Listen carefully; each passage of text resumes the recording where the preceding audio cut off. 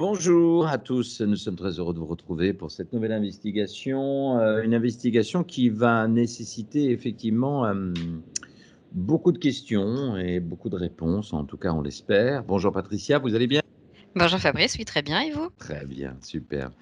On vous envoie tous en tout cas de Bretagne, beaucoup de soleil. Il fait soleil en Bretagne, eh oui. Un grand merci à tous ceux qui nous suivent et qui nous envoient des petits messages très sympas, qu'ils soient au Canada ou qu'ils soient en France ou même en Tunisie, on a vu ça. Donc un petit coucou à eux et merci de nous suivre et merci surtout, de nous apporter vos conseils et vos commentaires et ça nous fait bien plaisir. Voilà, on se retrouve pour une nouvelle investigation. Patricia ne connaît pas du tout, encore une fois, l'énoncé, ni du tout le protocole, où est-ce qu'on va aller, n'est-ce pas? Eh beh non, à chaque fois j'essaye mais vous voulez rien me dire donc D'accord. Bah oui, d'où l'intérêt de tout à travailler fait. avec des télépathes opérateurs ou des supports opérateurs et donc on va aller naviguer dans des endroits, assez intéressants. Voilà. Bon, voilà, ceci étant dit, nous allons, prendre une grande respiration. Vous êtes prête, Patricia? Oui. Très bien. Allez, on va fermer les yeux. On va prendre une grande respiration. Voilà, comme ça. Et à 3, on va descendre dans un état très profond. 1, on descend de plus en plus, avec encore plus de bien-être. Super, comme ça. Avec le 2, encore plus tranquillement, mais profondément. Comme si on allait se brancher vraiment à votre conscience subliminale, votre conscience supérieure. Et à 3, on va descendre dans cet état, voilà, de bien-être très profond. À partir de maintenant, vous êtes connecté à votre conscience et nous allons aller sur un nouveau protocole avec un nouveau thème proposé par l'Académie de Calogero Griffasi sur le thème de Carlo Acutis. Carlo Acutis, né en 1991 et décédé en 2006 d'une leucémie foudroyante. Et à 3, dans quelques instants, vous allez pouvoir vous connecter à Carlo, qui est issu d'une autre famille bourgeoise italienne. Et dans quelques instants, on va se connecter à Carlo et vous pourrez me dire, Patricia, ce que vous apercevez. Est-ce que vous ressentez? Est-ce que vous visualisez? 1, 2 et 3. Carlo Acutis, laissez passer les informations tout naturellement.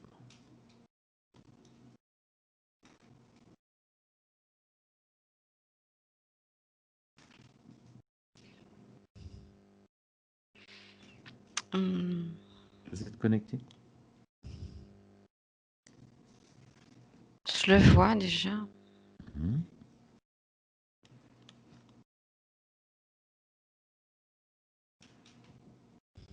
Alors, qu'est-ce que vous percevez? Qu'est-ce que vous visualisez? Dites-moi. Je vois un jeune homme avec des, lunettes de soleil. Mmh. Il est tout le temps avec ses lunettes de soleil. Mmh. Il a les yeux très clairs, comme si, la lumière, le soleil le gênait. Mmh. Il est en bord de mer, dans une maison très blanche.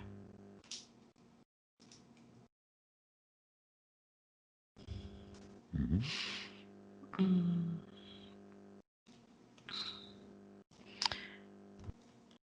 il a, il souffre, il a souvent mal au ventre Mmh.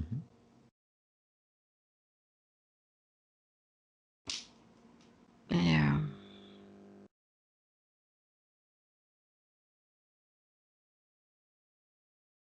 il est surpris. Mmh. Beaucoup d'incompréhension, d'incohérence D'accord. dans ce qu'il pense. Bien. Le 10 octobre 2020, Carlo Acutis a été béatifié par l'Église catholique. Alors, quelles sont les informations que vous pouvez percevoir et que vous visualisez en rapport à sa béatification?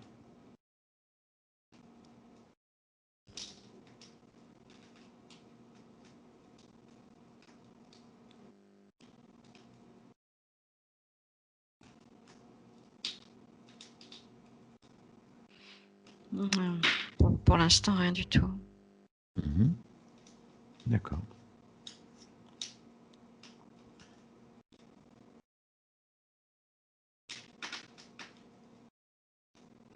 Est-ce qu'il est d'accord pour être canalisé et participer à ce cycle d'investigation pour voir à travers nos questions des renseignements concernant sa vie? Oui ou non?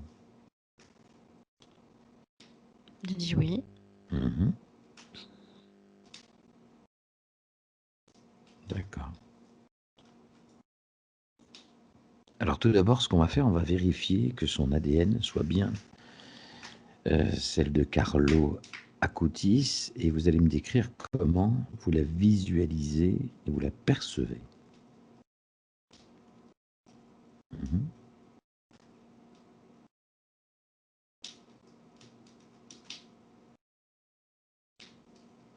Alors, c'est la sienne. Mhm. Mais je vois beaucoup d'oiseaux. Des yeux perçants, comme un rapace, en fait. J'ai une impression de rapace, de plumes, d'œil perçant, comme ses yeux tout à l'heure, très pointu. Le mot qui vient, c'est pointu. Perçant, c'est vraiment perçant, des yeux perçants. D'où le port des lunettes. Mhm. Ok. Rien d'autre? L'ADN est humain, mais il y a toujours cette espèce de rapace à côté.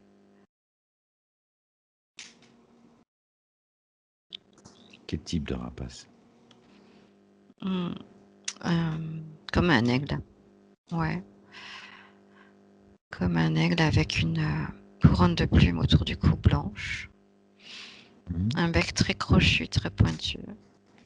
Et des yeux qui vont dans tous les sens. Des yeux de l'aigle qui vont dans tous les sens. Oui, comme s'il était protégé. Donc c'est Protégé un par aigle. cet oiseau. Mhm. Il est bénéfique ou maléfique, cet aigle? Je dirais bénéfique. Il est vraiment en mode protection. Comme s'il pouvait être aussi sur... il y a un drapeau qui flotte, peut-être l'emblème de sa famille aussi. Un drapeau avec un aigle dessus, Ok, qui flotte sur un toit. d'accord. Maintenant, je vais vous demander de vous préparer à activer une connexion par télépathie. Alors, on va fermer, vous allez fermer votre corps mental et votre corps émotionnel et vous permettre aux informations télépathiques de couler et d'être en mesure de décoder ces informations et de les transmettre en rapport aux questions que je vais vous poser. D'accord? Et vous me préviendrez tout de suite si vous êtes dérangé par quoi que ce soit. Et dans ce cas, on se déconnectera immédiatement. D'accord? On va inspirer, expirer. On inspire. On expire profondément. Et à 3, on se connecte à Carlo Acutis. 1, 2 et 3.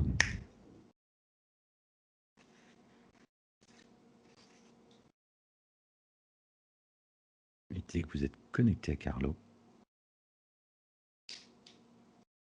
Oui, ok. très bien. Je m'adresse à Carlo Acutis là.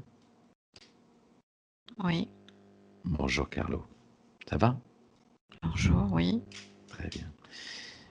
Merci d'avoir accepté de répondre à nos questions. Quelle est la signification que tu avais Pour toi, la phrase que tu répétais souvent d'ailleurs, l'Eucharistie est mon autoroute pour le ciel.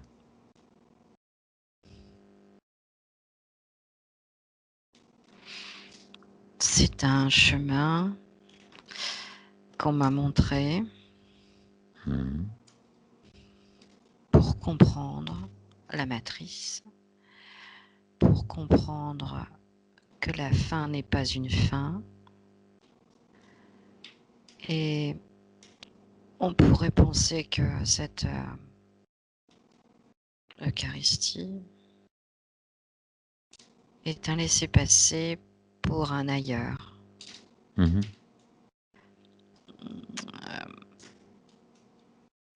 Euh, propager la parole de Dieu, d'un Dieu, est un chemin direct vers ce qu'on peut appeler le paradis, l'ailleurs, en étant protégé par ce qui nous entoure, une sorte de rédemption. Une pénitence qu'on peut effacer,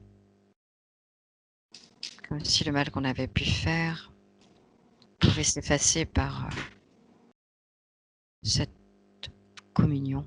On peut appeler ça communion. Mhm.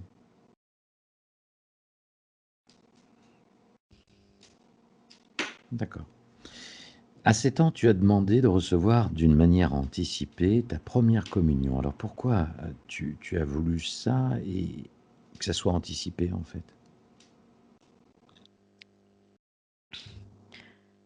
Parce que j'entendais la voix qui me guidait déjà Quelle voix? à ce moment-là, la voix du Seigneur, Mhm. et que j'ai toujours senti sa protection. Masculine, féminine? La voix Mhm. masculine, Mhm. j'ai toujours senti cette protection autour de moi, et je recevais la nuit des informations que je me devais de transmettre. Mhm.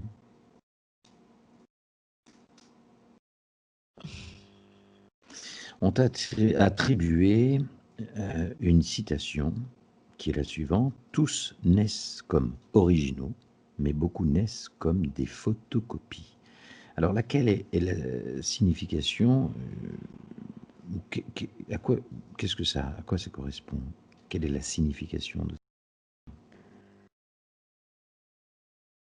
Par nos ethnies, par nos lieux de vie, par nos expériences, mais que nous avons tous été créés à partir de l'unité mère, de ce qu'on appelle, de ce que vous appelez le Seigneur. Alors la question qu'on se Nous pose, c'est sommes tous des copies Mhm. de C'est quoi le Seigneur? l'original. C'est quoi le Seigneur? C'est qui? Celui qui nous a fabriqués, celui qui nous a fait, Qui? l'origine, Mais c'est quoi l'origine? le numéro 1, Le tout. le tout, pas vraiment le tout, un,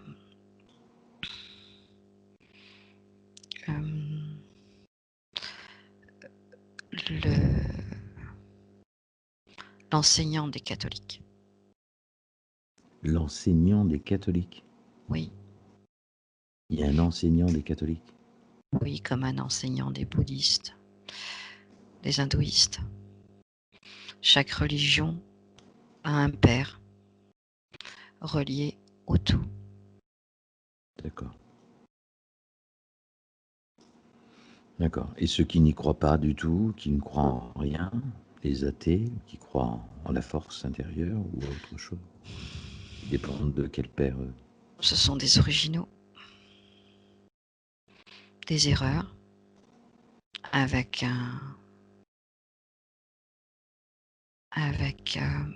une possibilité de réfléchir qu'on leur a laissée. Il faut toujours une exception à la règle. Mmh. Ces personnes sont des exceptions. Et à la base, de par leur naissance, on leur a donné une religion, même Mmh. s'ils ne la pratiquent pas. OK, Carlo, moi j'ai plein de questions bien sûr qui viennent et on a envie de les poser, mais pour l'instant on va rester sur le protocole, imposé. Ta créativité et ta capacité dans le domaine informatique, a émergé très, très vite, de suite. Quelle condition subliminale est liée à ce talent? Développement de ma glande pinéale. Mmh. C'est ça qui a fait que Les capacités sont décuplées, développées dans le domaine informatique? dans le domaine de la communication en tout genre, Mmh. papier, web. Mmh. Souvent, on retrace une de tes phrases, Carlo. Mon programme de vie est de rester toujours relié à Jésus. Alors qu'est-ce que ça signifie pour ton programme de vie d'être uni à Jésus? De prendre conscience qu'on fait partie de sa vie, que c'est lui qui nous a créés. Et quand on a compris ça, quand on accepte d'être son porte-parole, c'est comme si ça nous octroyait des passe-droits. On pourrait considérer d'être le messager de Jésus sous la responsabilité du pape, qui n'est qu'un messager lui aussi. Et en quoi consiste, ton programme de vie? De respecter les lois données à Israël, ou d'en être le plus proche possible, pour espérer obtenir un laissez-passer, un aller sans retour vers les hautes sphères. Mmh. Grâce à la religion et à la prêche de la parole divine. D'accord. En fait, tu es en train de me dire, Carlo, que quelle que soit notre religion et qu'on soit athée ou pas, il faut suivre un programme. On peut suivre son propre programme, oui. L'essentiel, c'est d'en comprendre la finalité, la direction, et croire en ses propres convictions. Mmh. Si la conviction est là, on peut avancer calmement et sereinement sur un chemin de vie qu'on a tracé pour nous ou qu'on a choisi de suivre nous-mêmes. Mmh. La conviction est la plus grande possibilité qui nous est offerte à la naissance. La conviction. Mmh. Alors, dans une vidéo, tu as annoncé ta mort et qui est arrivée ensuite 2 mois plus tard. Pourquoi l'avoir annoncé en avance de ton décès? Pourquoi et pour quelle raison? Pour que mon histoire soit médiatisée. Mmh. Parce que j'en avais reçu la confirmation et qu'il était temps pour moi de partir et que ça m'a permis de prôner une nouvelle parole de sérénité, de calme, et que la fin n'est pas une fin en soi. Mhm. qu'il est important de ne pas avoir peur de la mort.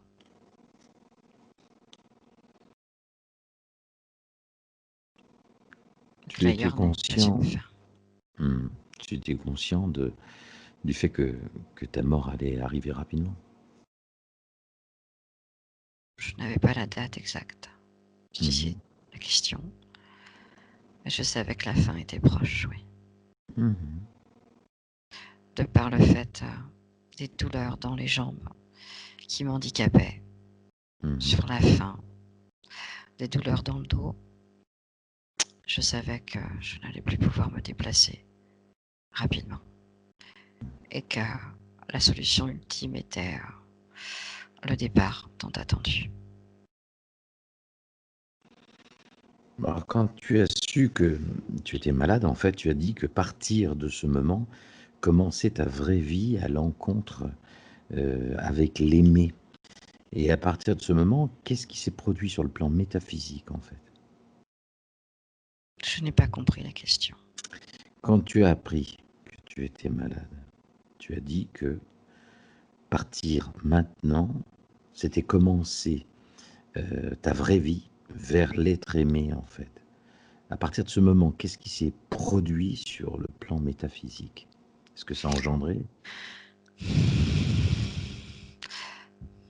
Ça me permettait d'entrevoir ce à quoi ma vie allait ressembler aux côtés de celui qui m'avait accompagné, comme si cette mort physique allait me permettre de développer encore plus mes capacités extrasensorielles ailleurs, Mhm. sur un plan spirituel, de communier plus avec celui que vous nommez le divin, Mhm. et que cet abandon de corps physique était une bénédiction, puisque il n'y aurait plus de souffrance, il n'y aurait plus que la communion d'âme, la communion d'esprit, D'accord. avec celui qui nous a fait, qui nous a tous fait. Mhm. Ok. Quelle est la cause ésotérique de ton décès et précisément de cette leucémie foudroyante que tu as vécue qui a engendré ta mort, en fait? C'était la manière qu'a eu le divin de me rappeler plus vite. Une manière de répondre positivement à mes supplications depuis l'enfance, puisqu'il n'autorise pas le suicide. Mhm. À travers les douleurs,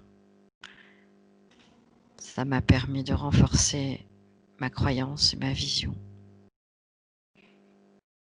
de tout ce que l'humanité subissait au jour le jour, et ça me permet de devenir meilleur.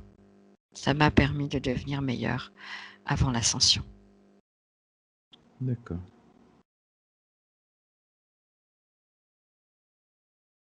Très bien.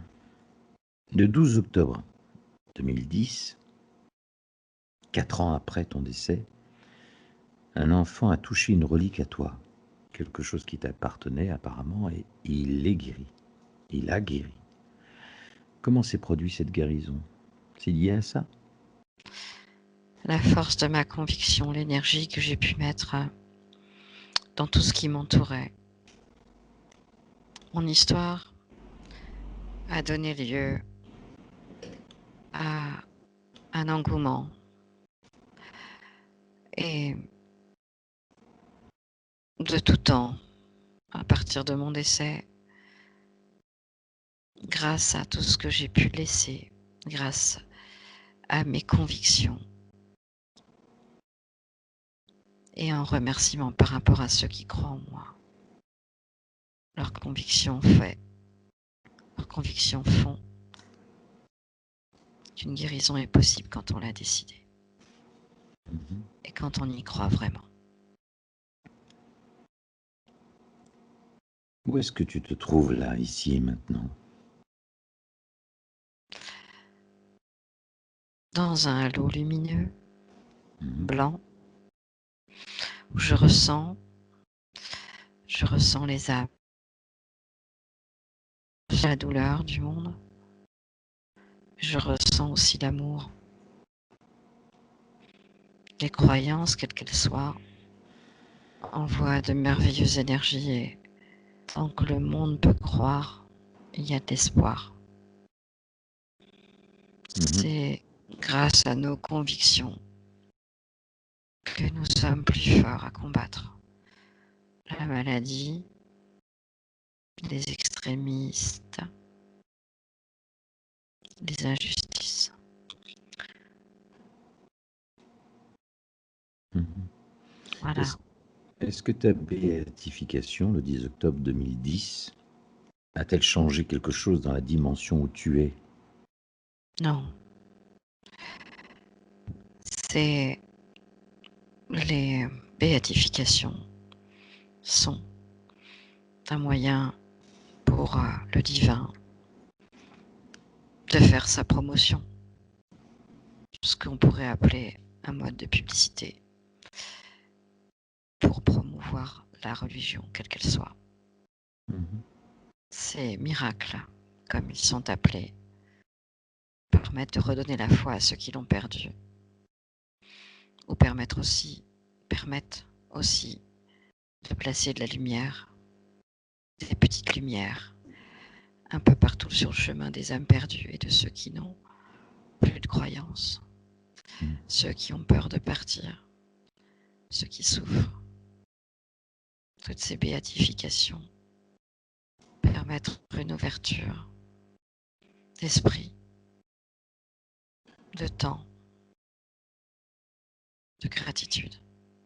En Mhm. élevant ces sentiments, on peut faire que la guérison soit en bonne voie, voire en totale rémission. Ce n'est pas un don du Seigneur, c'est une capacité que l'on a en soi. Il suffit juste de croire en quelque chose d'important. Alors, qu'est-ce que tu fais dans cette dimension, là où tu te trouves là en ce moment?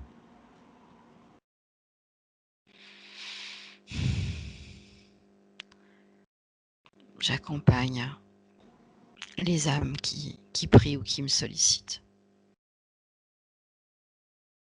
Tu les accompagnes? Dans la foi, dans leur voix, oui. Mhm.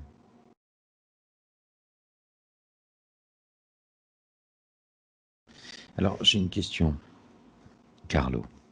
Oui. Ce coronavirus, en fait, Oui.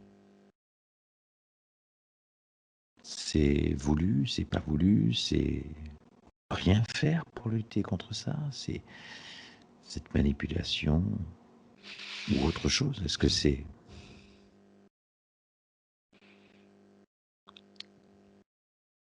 Ce virus permet à une partie des gens de se raccrocher à la foi, de demander de l'aide, de devenir dépendant d'une foi, quelle qu'elle soit, et de redonner un espoir. Ça permet aussi de voir qui croit et qui ne croit pas. La foi en la vie doit être la plus forte. Mhm. Alors, j'ai une dernière... Oui, vas-y. Seuls les faibles partiront.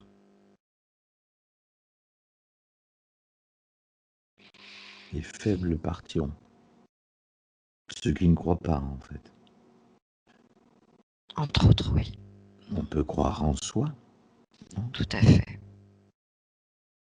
Il faut obligatoirement croire en quelque chose, en un Dieu, en un Jésus, en un Seigneur.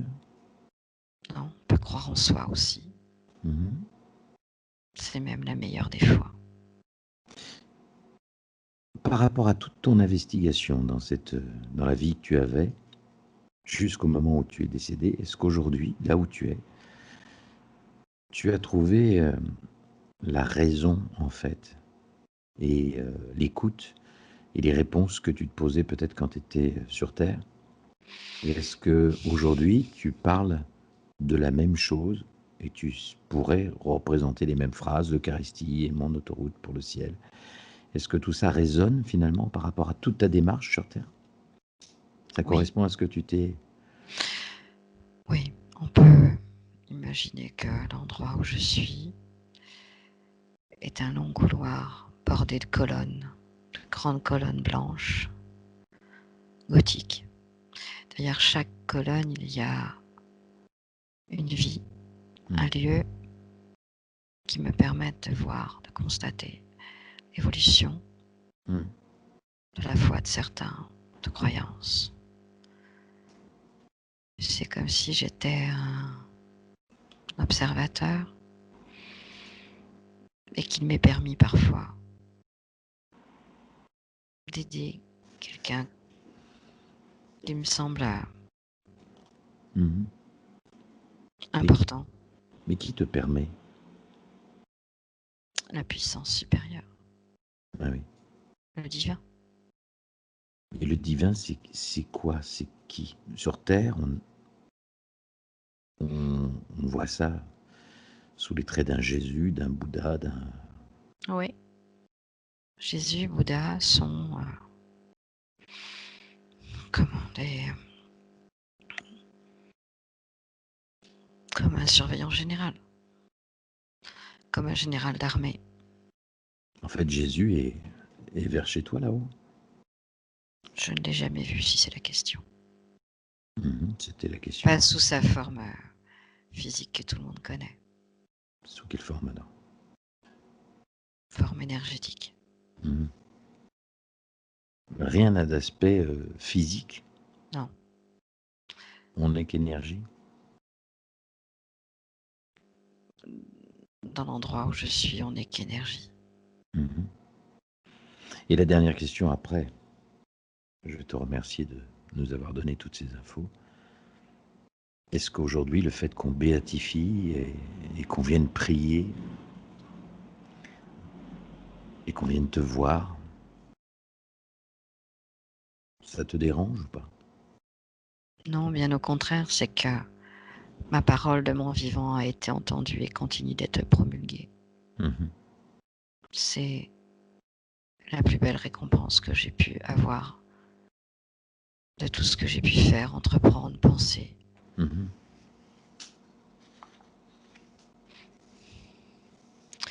C'est la récompense ultime, c'est Mhm. pour ça que j'ai été mis dans cette vie.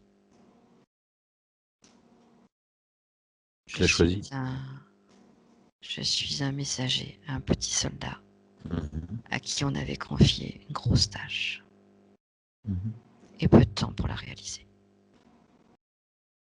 Tu vas rester longtemps là? Tu te réincarnes? Tu fais quoi? Pour l'instant, je n'ai pas dans l'idée de me réincarner. Mhm. Cette place est la place que j'ai toujours voulu. Mhm. Est-ce que l'humanité va sortir de cette peur, de cette emprise? On est en 2020. Il y aura toujours des failles, il y aura toujours des épreuves à traverser. Et oui, l'humanité va s'en sortir Mhm. Bon, c'est le vent. rapidement. Mhm. Et la dernière chose, en tant que Carlo Acutis, euh, qu'est-ce que tu aurais à dire à ces jeunes, quelle que soit leur religion, avant de nous quitter? Qu'il ne faut jamais cesser de croire, que l'espoir est en nous et qu'il faut l'entretenir. Il faut entretenir cette petite flamme qu'on a tous en entretenant et en développant cette petite flamme. l'envie, l'envie de devenir sera encore plus présente dans leur vie. Le savoir est important. Chercher sa voie est sûrement le plus grand des choix à faire dans sa vie. Quand on a trouvé sa voie, il faut la développer et aller au bout des choses. Parce que le temps nous est compté. Dans un espace-temps où ici rien ne compte. Le temps n'a pas d'importance, chez vous il en a. Et il faut en profiter pour tout ressentir, pour vivre les choses, tout en ayant la foi en Dieu, au divin ou à nous-mêmes. C'est comme ça que la majorité va s'élever et grandir. Voilà ce que je pourrais dire. Et si Dieu n'est pas...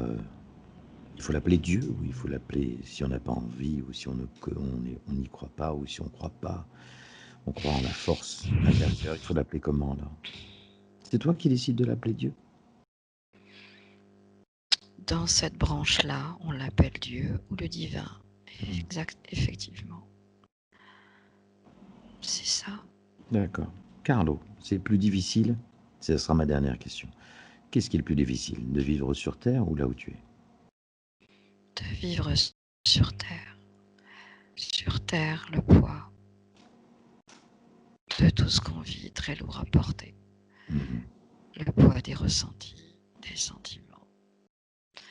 Ici, il n'est qu'énergie. Et on est débarrassé de tous ces soucis inhérents à la vie terrestre, à la vie physique. On va à l'essentiel.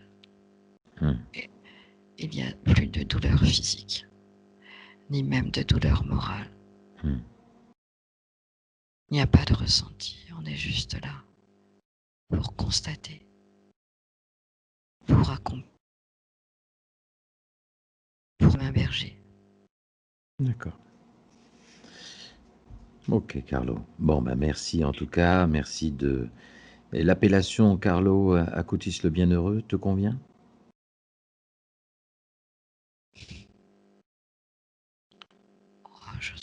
Je trouve qu'elle ne me rend pas vraiment honneur, mais pourquoi pas? J'aurais dit plutôt le découvreur. Mais j'ai été heureux dans ma vie terrestre. D'accord. Bien, Carlo, merci en tout cas pour toutes ces informations. Merci de nous éclairer, encore une fois, et autant que tu le pourras, sur ces autoroutes vers le ciel.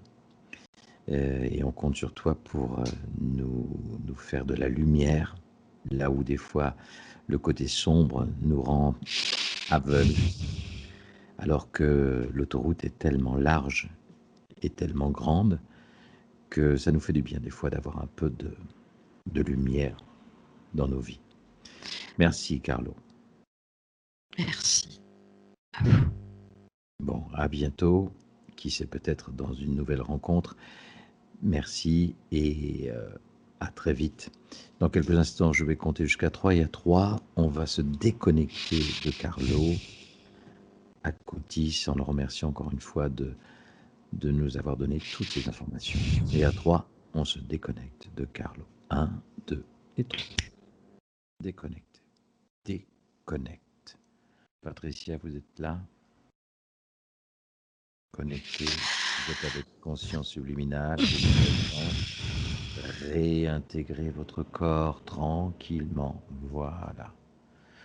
Prenez le temps de retrouver l'harmonisation, la fréquence, de monter les fréquences si nécessaire, de votre corps éthérique et physique, de manière à réintégrer totalement, avec une formidable harmonie, tout votre corps, en gardant le moindre détail des informations que vous avez pu voir, que vous n'auriez peut-être pas retransmis, que vous avez pu peut-être percevoir. Et ce sera l'occasion de débattre ensemble hors cette vidéo. Voilà, réintégrer tranquillement, comme si l'énergie éventuellement de Carlo ou l'énergie tout court de cet endroit, de cette énergie dans laquelle Carlo baigne, réside, comme si elle remontait tranquillement, une énergie qui appartient à tout le monde, quelles que soient nos religions.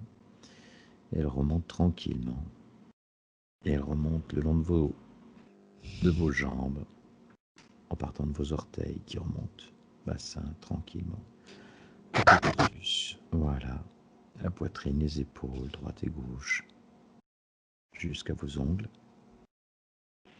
Ça remonte à l'origine de la colonne vertébrale, à la base, tout en bas, au niveau du chakra, le 1. Ça monte, en passant par les cervicales, ça fait du bien. Voilà, super. Et avec le 2 jusqu'au sommet du crâne, au niveau de la couronne, ça ouvre, ça fait du bien. Et ça vous donne encore plus de clairvoyance et plus de facilité à recevoir et être ce réceptacle et ce télépathe. En tout cas, ce support opérateur support. Et à 3 dans un merveilleux sourire, avec une belle énergie, vous allez pouvoir revenir ici et maintenant. 3. Bon, ça va? Oui. Bien intégrer votre corps. Vous allez boire un verre d'eau tranquillement. Bon, quel voyage, c'était sympa. Vous connaissiez Carlo Acutis ou pas? Ben non, j'ai l'impression que je connais vraiment pas grand-chose, moi, de de tous ces thèmes qui sont imposés. Vous n'aviez jamais entendu parler de Carlo? Non. Ben non, non, pas du tout. Je sais, j'ai bien entendu les dates, j'ai bien entendu tout ça, mais D'accord. Est-ce que m'auriez dit quelque qu'il chose... était chanteur, je vous aurais cru. Hein. Il a peut-être chanté. Peut-être. Il y a certaines chansons, louanges. Est-ce que quelque chose vous a dérangé? Au tout début, ouais, c'est cet aigle. En fait, cet aigle était impressionnant. Les yeux étaient impressionnants et après j'ai vraiment eu l'impression qu'il flottait sur un drapeau, un blason. À partir de là, une fois que je l'ai vu, on va dire que ma conscience l'a vu sur un drapeau, il a été moins dérangeant.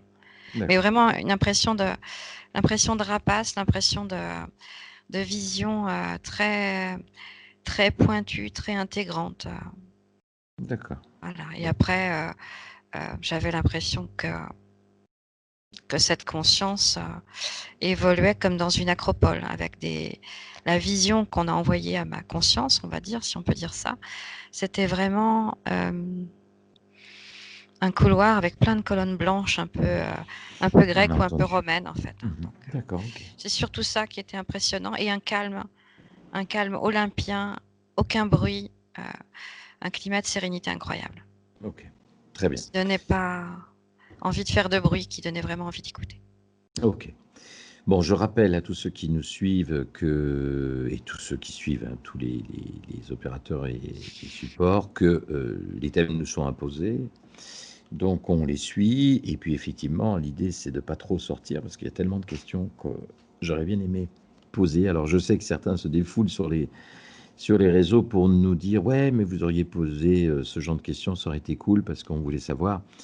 Ça émane d'une autre investigation, et c'est vrai que là, à ce moment-là, ça nous prendrait peut-être un petit peu plus de temps. Et voilà, c'est vrai que ça nous brûle les lèvres, comme vous. Mais c'est intéressant d'avoir cette intervention-là et d'avoir ces réponses-là avec quelqu'un qui ne connaissait pas l'existence de Carlo Acutis. Et bon, voilà, vous en ferez ce que vous voulez, mais ça vaut la peine de suivre ces travaux, et pas simplement les nôtres, et tous ceux de nos amis qui travaillent aussi sur d'autres investigations. C'est l'objectif en fait de l'Académie, c'est de pouvoir rassembler un petit peu ces investigations sur un même thème, et de pouvoir permettre de voir un petit peu, non pas si le télépathe est bon ou si l'opérateur est bon, mais de valider l'information généraliste et ce qui en sort en fait, pour pouvoir aller à l'essence même de l'information. En tout cas, c'est l'objectif, je pense, de l'Académie Calogero-Griffasi, selon sa méthode. Voilà, merci Patricia De rien. de votre participation. Merci à vous de nous suivre, encore une fois, et de liker ou de nous amener vos sentiments, vos informations.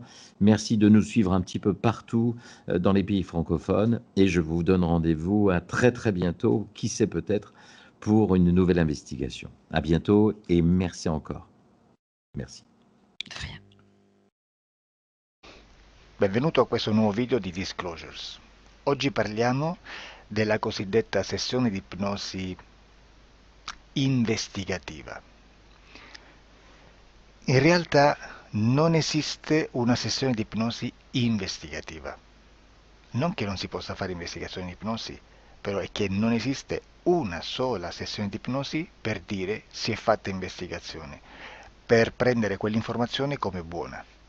Perché? Sappiamo intanto che l'informazione che arriva in ipnosi è molto contaminata. La percentuale di inquinamento dell'informazione è altissima. Pensate a questa informazione che viaggia per tantissime dimensioni, attraversa densità, passa per coscienze che volontariamente o involontariamente possono distorcerla. E poi arriva infine alla persona che sta in ipnosi, che ha una coscienza, ha una mente, ha un'esperienza e interpreta questa informazione secondo la sua struttura mentale, secondo le sue credenze, che per quanto si possa essere più o meno liberi mentalmente, liberi pensatori, sempre c'è una parte subliminale che interpreta in base all'educazione ricevuta, alla cultura e perché no, anche tutte le esperienze di esistenze passate che ancora lasciano un segno in noi. Per capirci, è come se dovessimo parlare con un'altra persona immersi nell'acqua, a qualche metro di distanza, cercando di utilizzare un mezzo, che è quello della corda vocale, che è fatto per produrre suoni da trasmettere nell'aria. Noi stiamo utilizzando questo strumento per far passare un'onda sonora nell'acqua o in un liquido.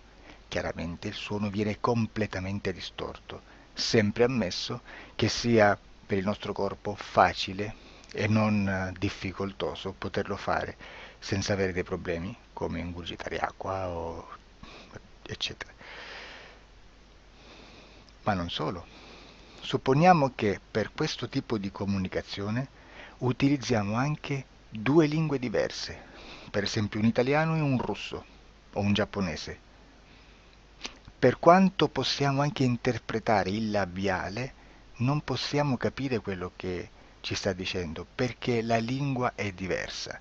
La lingua, diciamo, da dove parte l'informazione a dove arriva è completamente diversa, il codice, il linguaggio è diverso. Ma possiamo anche cercare di capirci attraverso i gesti, attraverso le espressioni facciali. Per quanto sia ipoteticamente facile poterlo fare sott'acqua, però non dobbiamo dimenticare che l'acqua non è l'aria e può distorcere l'immagine, ma non solo. Dobbiamo anche pensare che l'altra persona, che parla un'altra lingua, che viene da un'altra cultura, potrebbe interpretare i segnali che noi interpretiamo come X in Y. Per noi un sì è abbassare la testa dall'alto verso il basso, per esempio, sì, e il no da sinistra verso destra, no. In alcuni paesi orientali, come le Filippine credo o qualcun altro, utilizzano esattamente gli stessi segni, ma al contrario. No, sì. Immaginate due persone di queste due culture che stanno cercando di comunicare in maniera così difficoltosa e alla fine non gli rimane altro che interpretare il linguaggio corporale. Sì, che per l'altro invece no. Cosa voglio dire con questo esempio estremo? Che l'informazione da dove parte a dove arriva viene completamente deformata. Non sappiamo esattamente quale percentuale perché ogni situazione è a sé stante, però la percentuale di inquinamento di distorsione, di contaminazione di questa informazione è assolutamente alto. Quindi fare una sessione investigativa, mettere una persona in ipnosi e chiedere di Tizio Caio Sempronio di una situazione o chiedere certi dati è assolutamente controproducente, è assolutamente inutile. Quindi vi chiederete cosa fate allora voi quando fate ipnosi, quando fate delle domande, quando cercate delle risposte e con queste informazioni che vi arrivano lavorate sulla situazione esoterica del cliente. Beh, non facciamo altro che recuperare questa informazione solamente per arrivare al problema del cliente e poi lavorarci. Quindi il valore dell'informazione non è quello di un'istruzione, quello di memorizzare dei dati e di prenderli per buoni, ma è un veicolo di movimento, di trasporto verso la causa del problema per poi lavorarci. Quindi lo scopo di questo tipo di informazione che si prende dalla singola sessione è completamente un altro. Come si fa quindi? Investigazione in ipnosi. Il lavoro non è semplice, il lavoro è lungo, difficoltoso, stancante. È necessario farlo anche in squadra perché bisogna moltiplicare il numero di sessioni da fare e una sola persona potrebbe farlo soltanto in un tempo estremamente largo. Noi abbiamo delle informazioni che prendiamo ormai per buone, ci lavoriamo, danno dei risultati e quindi per noi sono buone.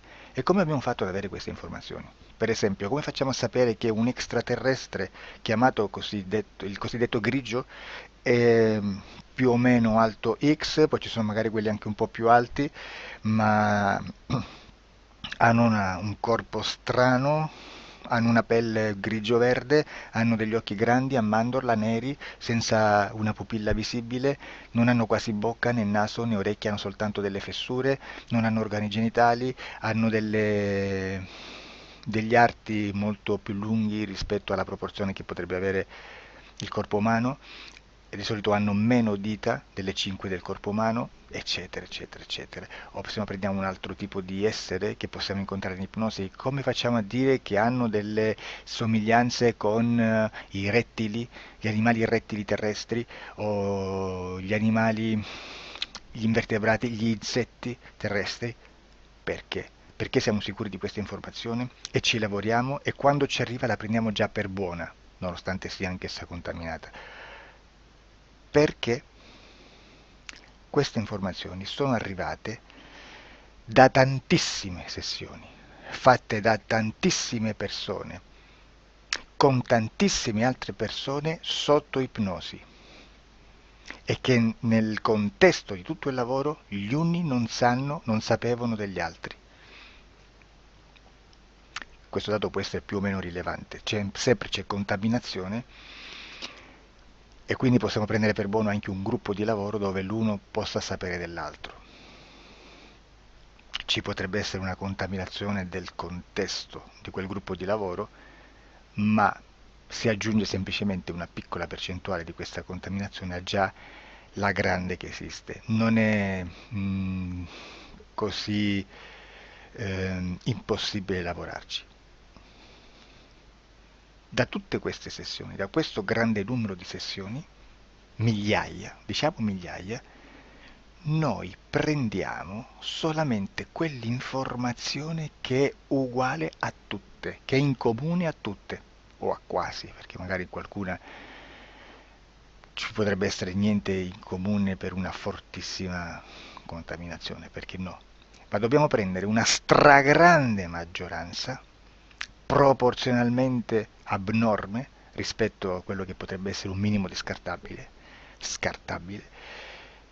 e lì possiamo prendere per buona questa informazione. Quindi se noi su 10.000 persone diverse, con operatori anche diversi, in cui in ogni sessione vediamo un essere che più o meno ha le stesse caratteristiche del grigio o dell'insettoide a forma di mantide religiosa, o il rettile a forma di lucertola, per esempio, di serpente o di quello che sia, o se vediamo il pianeta Marte più o meno di colore rosso, o se vediamo dei sotterranei eterici, non fisici, nel sottosuolo terrestre, soprattutto sotto le grandi città, dove c'è concentrato molto potere, molta energia di questo tipo, e chi più ne ha chi più ne metta. Se vediamo degli impianti che hanno certi tipi di funzioni, certi tipi di forme in certe parti del corpo, e questa informazione la ritroviamo tutta o quasi in tutte le sessioni fatte, eseguite, realizzate da tanti anni a questa parte, significa che quella è una informazione affidabile. E vi posso garantire che stiamo parlando di una percentuale bassissima. Su un 100% staremo, credo, forse più in basso di un 3, di un 2-3%. Immaginate, tutto il resto è spazzatura, è informazione spazzatura. Sì, spazzatura.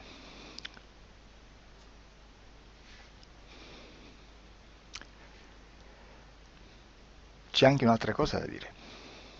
Supponiamo che un operatore faccia un'ipnosi e voglia andare a vedere cosa fa Tizio, cosa fa Caio, cosa fa Sempronio. Arrivano delle informazioni e si dice che Tizio è biondo, Caio è zoppo e Sempronio è uno sportivo. Intanto già abbiamo detto che una sessione soltanto non serve, d'accordo? Ma poi c'è da dire che una coscienza, un essere, in ambiente subliminale, la sua parte subliminale potrebbe non dare autorizzazione a questa fuoriuscita di informazioni. Mi potreste dire, e allora tu quando chiedi agli esseri cosa fanno, cosa non fanno? Beh, intanto la prendo sempre con le pinze perché abbiamo sempre detto che tutto è molto contaminato e mi serve solo per dirigermi da una parte. Ma c'è anche da dire che se un essere interferisce con l'altro, ha aperto un canale di comunicazione a cui non può ovviare, a meno che non lo recida, non lo annulli. Quindi quando io faccio la domanda a un essere, se lo faccio attraverso l'interferito, mi arriva l'informazione per un canale aperto che sottostà alla volontà dell'interferito. Sulla volontà dell'interferito parleremo in un prossimo video disclosures. Però, se io voglio fare un'investigazione sopra Tizio, Caio e Sempronio che non hanno nessun collegamento, nessuna interazione e nessuna interferenza con il soggetto con cui io sto realizzando l'ipnosi, non è detto che mi arrivi questa informazione. Assolutamente. Potrebbe esserci completamente un muro. Come potrebbe esserci informazioni perché quell'altra parte potrebbe autorizzare comunque. Ma non è detto. E comunque quando ci arrivano informazioni, in una situazione di non interferenza o non interazione, non possiamo sapere esattamente se sono informazioni che ha autorizzato la parte subliminale dell'altra persona o dell'altro essere, o qualche altro essere, qualche altra entità furba, approfitta della situazione, osserva quello che sta succedendo, si mette in mezzo, si fa passare per l'altro e dà informazioni, ovviamente distorte, prima perché non è detto che debba conoscerle, e anche se fosse potrebbe manipolarle a sua volontà e a suo vantaggio. E quindi immaginate che situazione ridicola ci si viene a trovare, in quale situazione ridicola ci si viene a trovare in questi casi.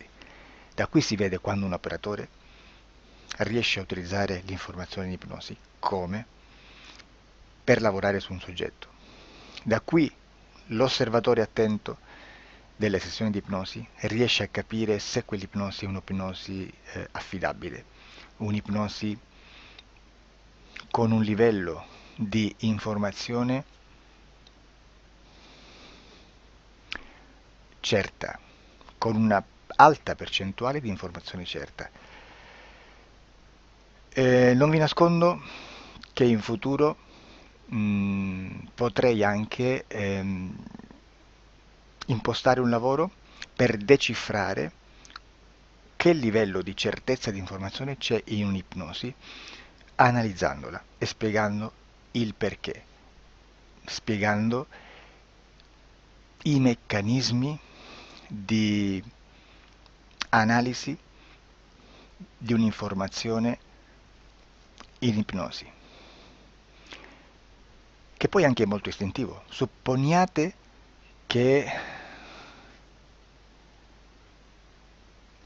Supponiamo che dobbiamo cercare un'informazione su internet, per esempio un fatto di cronaca. Voi preferite mettervi su un sito ufficiale? A caso. L'ANSA in Italia, ADN Kronos, qualche telegiornale che per quanto possano manipolare l'informazione ad alti livelli, comunque possiamo dare affidabile la fonte dell'informazione che viene trasmessa. Non possono trasmettere una bufala sicuramente. Verrà sicuramente manipolata ad altri livelli. Ne parleremo in altri video, ma a livello base la fonte è certa. Sicuramente non andrete a cercare questa informazione sul primo sito, il primo blog che vi passa davanti e magari c'ha 4 followers.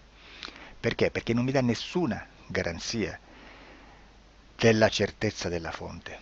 Non c'è un controllo né nella struttura interna di questa agenzia di informazione e né dal grande pubblico, che per la quantità di persone che attingono quell'informazione si può dedurre se l'informazione è certa o meno, perché è un'informazione che passa in un pubblico così vasto che se ci dovesse essere una distorsione con la realtà è molto probabile che venga fuori. Credo che abbia detto quasi tutto sulle sessioni investigative. Prima di chiudere aggiungo che proprio per questo stiamo conducendo dei cicli di investigazione in ipnosi regressiva che comprendono tante sessioni con persone diverse, con una buona o eccellente suscettibilità ipnotica sicuramente,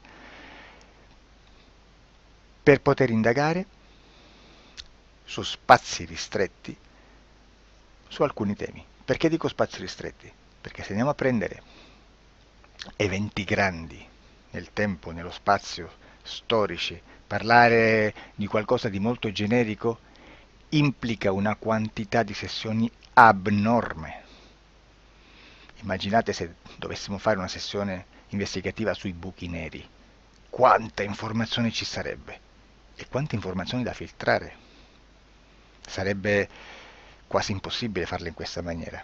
Ma se noi riduciamo lo spazio di investigazione, se noi prendiamo per esempio,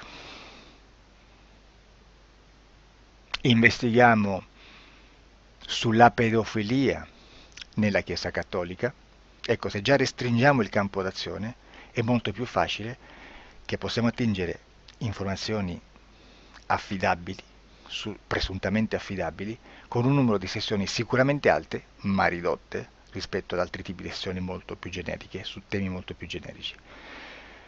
Quindi per fare anche delle investigazioni su temi molto generici bisogna suddividerli in temi, in dettagli, per poi alla fine, quando tutta l'informazione è stata filtrata ed è stata dedotta l'informazione comune, si possono mettere insieme per cominciare a costruire il quadro, mettere insieme tutti i puzzle. Questo è il vero senso dell'informazione in ipnosi, quando si fa ipnosi investigativa. La sessione per risolvere una problematica, un problema, con una presunta origine esoterica di un cliente, di una persona, è un'altra cosa, sono altri metodi, altre tecniche e l'informazione si usa in un'altra maniera, ha un altro scopo. Grazie, ci vediamo al prossimo video. Disclosure.